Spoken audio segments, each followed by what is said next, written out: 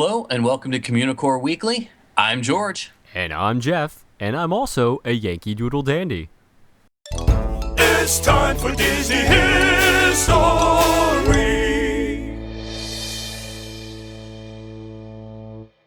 This is a tribute to all the attractions in Tomorrowland, but mostly America Sings. Mark Davis, Disney legend and one of the fabled 9 Old Men, was well known for bringing humor and amazing characters to attractions. One of his first duties at WED for Disneyland was to liven up the mine train through Nature's Wonderland. His simple fixes improved the show dramatically and paved the way for future attractions. His swan song was going to be the fabled Western River Expedition.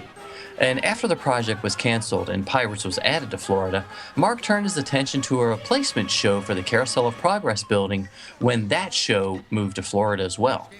The United States bicentennial was quickly approaching, and a show dedicated to American music seemed like a win. Now, anyone familiar with the Carousel of Progress knows that there are 6 stages, and the audience rotates around the different stages, or acts. Working with Al Pertino, also known as Big Al from the Country Bears Jamboree, Davis worked up in a unique look at American music. The show opened on June 29, 1974, and was initially an e-ticket attraction. The characters for the show were all designed by Davis and based off the characters designed for the unproduced animated feature called Chanticleer. The lead character was Eagle Sam, and he appeared in every scene with an owl that has been rumored to be called Ollie. Sam was voiced by singer-songwriter Burl Ives. The show featured 115 animatronic animals that included geese, pigs, foxes, roosters, alligators, frogs, dogs, possum, and more. Surprisingly, there was no 5-legged goat. Lame. Anyway, similar to the Carousel of Progress, the first scene was an introduction, and we heard the song Yankee Doodle Dandy that would tie the acts together. As the seats rotated, the version of Yankee Doodle Dandy sung by Sam and the cast would be performed in the style of the upcoming era. The first act was called Deep South and featured Dixie, My Old Kentucky Home, and Polly Wolly Doodle. Act 2, Heading West, showcased I've Been Working on the Railroad, the end of Billy the Kid, and Home on the Range. Act 3 was called The Gay 90s and looked at some turn-of-the-century tunes like Won't You Come Home, Bill Bailey, Sweet Adeline, The Old Gray Mare, and Ta-ra Boom Dee. Okay, I won't sing. Don't quit your day job. No. Or this one, for that matter. Anyway, Act 4 brings us into the modern times, or modern for the 1970s, featuring A Tisket, A Tasket, Shake, Rattle, and Roll, Hound Dog, and Joy to the World to finish out the act. The epilogue included Auld Lang Syne, Stars and Stripes, Forever as the exit song. And Never Gonna Give You Up by Rick Astley. The dark period for the attraction happened a few days after opening when a cast member was crushed between the rotating wall and the stage. The attraction was closed and a breakaway wall was installed. America Sings continued to spin American music until April 10, 1988. The building was vacant for almost 10 years until Interventions opened in 1998. During that 10-year period, a major attraction called Plek 2's Fantastic Intergalactic Review was planned, but never came to fruition. But this isn't the end of the American Sings attraction. When Splash Mountain started to see some major cost overruns, the Imagineers decided that one way to cut costs was to use the animatronics for the new log flume ride. 2 of the geese had their skin removed and were put to work as droids in Star Tours.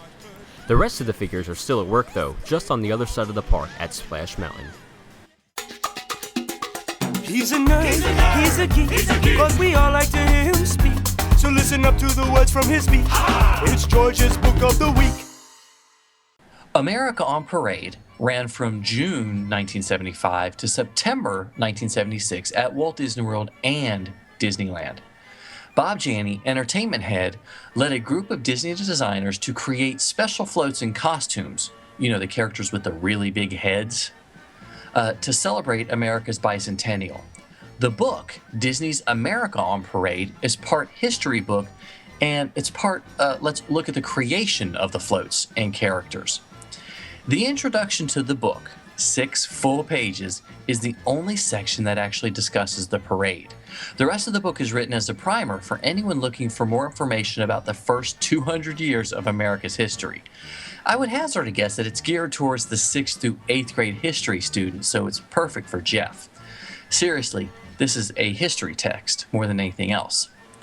Beside being one of the longest and largest parades in Disney history, America on Parade showcased a few technical milestones, including a new way of using audio with the floats. The following quote is from the introduction. To make the most of the recorded music, the Disney engineers devised a system whereby selected units broadcast from their own loudspeakers while others broadcast their signals to radio receivers along the parade route. Then the signals are rebroadcast through loudspeakers in fixed locations. The radio transmitted signals and the signals broadcast from the units themselves are perfectly synchronized and make music that is almost symphonic in its constancy and pacing. You just totally blew my mind with all sorts of technical stuff right there. Hey, it's time travel, baby. That's all I know. Well, anyway, by far, the best feature of the book is the images.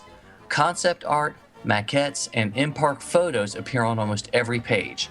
In addition, there are 3 gigantic fold-out pages that show the parade in action at Disneyland and the Magic Kingdom at Walt Disney World. And, this book isn't for everyone. If you are a completist, meaning you have to have every book in the world, like I do. Like you, yeah. Like me. Or have an interest in parades at Disney, then you need to grab a copy of this book now.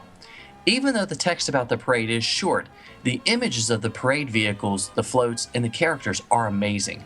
There has never been another book about Disney parades, and there probably won't be another one. It's a fun way to see how Disney portrayed American history, especially how the Pilgrims punished people, and you can probably find that online. Otherwise, you can enjoy a lot of these scanned images just by searching online. Sometimes it's a 1, sometimes it's a 2. When you gotta go, what you gonna do? It's a bathroom break. A bathroom break.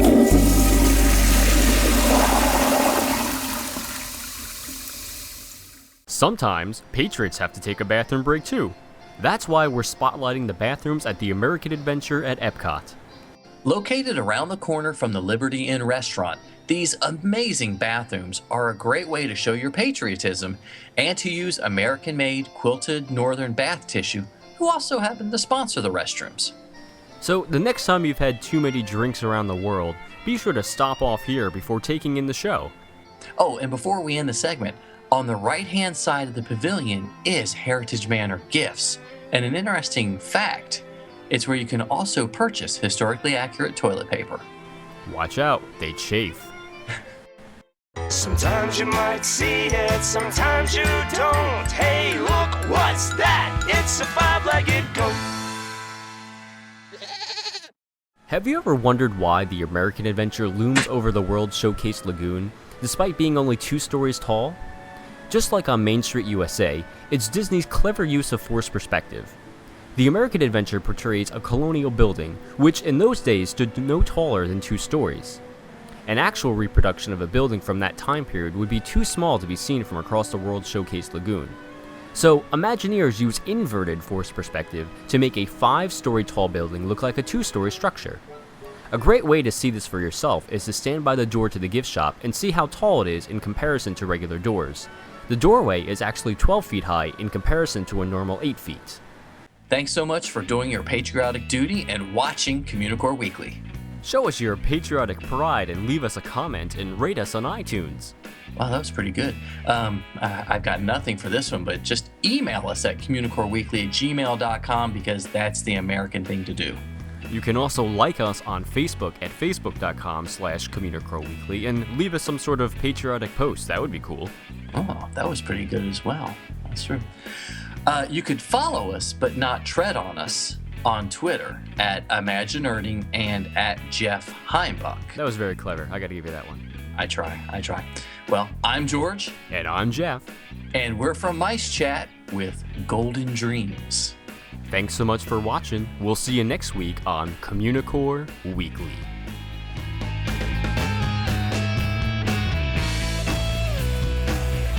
The hills are